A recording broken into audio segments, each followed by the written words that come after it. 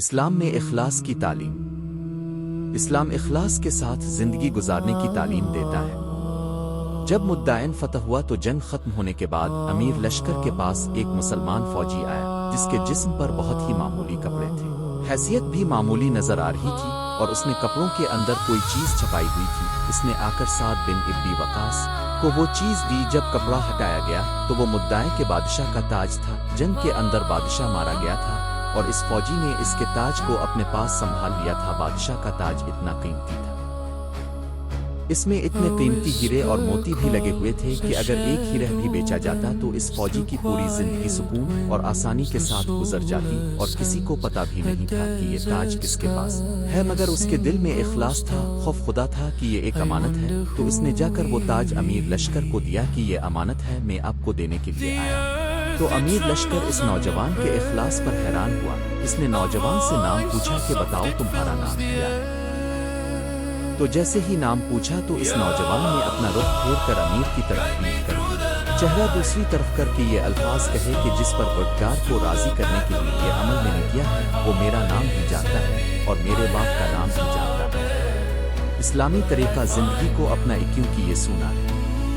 کفر اپنی طاقت کے ڈنڈے کی زور پر پیتل کو بھی سونا ثابت کرنا چاہتا ہے۔ وہ حق کو بارائی اور بے حیائی کو اچھائی، اثار کوئی اور خود غرضی کو اچھائی سے بیان کرنے کی کوشش میں لگا ہوا ہے۔ ہم اللہ رب العزت کے شکر گزار ہیں کہ اس نے ہمیں مسلمانوں کے گھروں میں پیدا کیا ہے۔ اسلام میں علم کی ترغیب۔ اسلام علم و دلیل کا حامی ہے۔ اسلام نے تحصیل علم پر زور دیا ہے۔ علم حاصل کرنا ہر مسلمان مرد اور عورت پر فرض ہے۔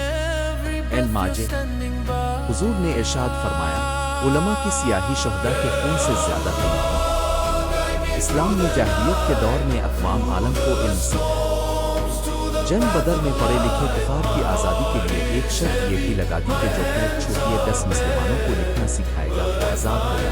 اس سے علم کی اہمیت کا اندازہ لگانا آسان ہے۔ دینی مدارس اور اسلامی جامعات سے امن و سلامتی کا پیغام نشر کیا جاتا ہے۔ سماج اور معاشرہ کے سدھار کی طرف توجہ دلائی جاتی ہے۔ مدارس میں بتایا جاتا ہے کہ حقیقی مسلمان وہی ہے جس کی ایذا رسانیوں سے دوسرے مسلمان محفوظ و معصوم۔ یہاں پڑوسیوں کے حقوق کی نگہداشت کی ہدایت دی جاتی ہے۔ پوری انسانیت کو ایک کنبہ چلایا جاتا ہے۔ سب کے حقوق کی ادائیگی کی تعلیم چھوڑی جاتی ہے۔ نسلی تفاخر اور خاندانی برتری کا بہت مسمار کیا جاتا ہے، توڑ دیا جاتا ہے۔ مک و ملتقی اصلاح وفلا کی ترکیبیں بتلائی جاتی ہیں۔ نتیجتاً مدارس کی انہی خصوصیات کی بنا پر مغربی معاشرہ اپنے خود ساختہ اصولوں سے پریشان ہو کر اسلام کے دامن رحمت میں جگہ تلاش کرتا ہے اور بامراد ہوتا ہے۔ اسلام میں سچ کی تعلیم۔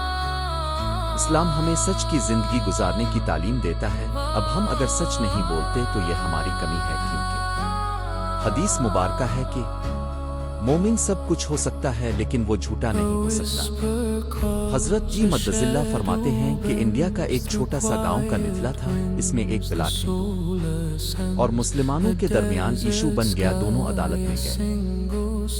انگریز جج نے کہا کسی سالس کے ذریعے فیصلہ کر لو۔ ہندا نے مسلمان عالم مفتی الہی بخش کاندھلوی کا نام پیش کیا۔ اب مسلمان بھی خوش ہوئے کہ مفتی صاحب اب ضرور مندر کی بجائے مسجد بنانے کا فیصلہ کریں گے، لیکن فیصلے کے دن مفتی صاحب نے کہا کہ میں یہ گواہی دیتا ہوں کہ یہ زمین کا ٹکڑا ہندا کا ہے۔ جب انگریز بیچ نے یہ دیکھا کہ مسلمان عالم ہندا کے حق میں بول رہا ہے اور مسلمانوں کے خلاف بول رہا ہے لیکن حق کو سچ بول رہا ہے، تو ایک تاریخی فیصلہ سنایا کہ آج کے اس مقدمے میں مسلمان تو ہار گئے مگر اسلام جیت گیا۔ جب ہندوہے نے دیکھا کہ اسلام اتنا سچا مذہب ہے کہ مسلمان عالم کسی کا لحاظ کیے بغیر سچ بول رہا ہے، تو تقریباً 400 ہندوہے نے وہاں کلمہ پڑھ لیا اور اعلان کیا کہ اب مندر کی بجائے اس جگہ پر مسجد بنے گی۔ اسلام میں خیر خائی کی تعلیم۔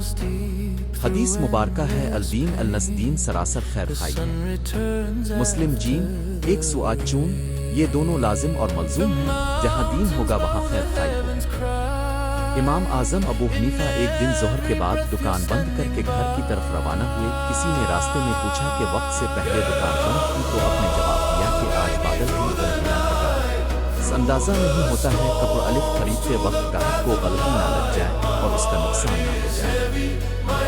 مسلم شریف کی روایت ہے کہ عبداللہ الجی نے دیکھا کہ ایک آدمی دیہات سے گھوڑا لا کر بیچ رہا ہے اور 300 درہم مانگ رہا ہے۔ تو عبداللہ نے کہا کہ گھوڑے کی قیمت زیادہ ہے اور آپ کم مانگ رہے ہو۔ تو بیچنے والے نے کہا 400 دے دو۔ تو عبداللہ البجلی نے کہا کہ اس سے زیادہ ہے۔ تو بیچنے والے نے کہا کہ پھر 500 درہم دے دو۔ اس نے کہا کہ اس سے زیادہ ہے۔ گرتے گرتے 100 پر بکنے والا گھوڑا 800 درہم میں خریدا۔ اس کو خیر خائی کہتے ہیں۔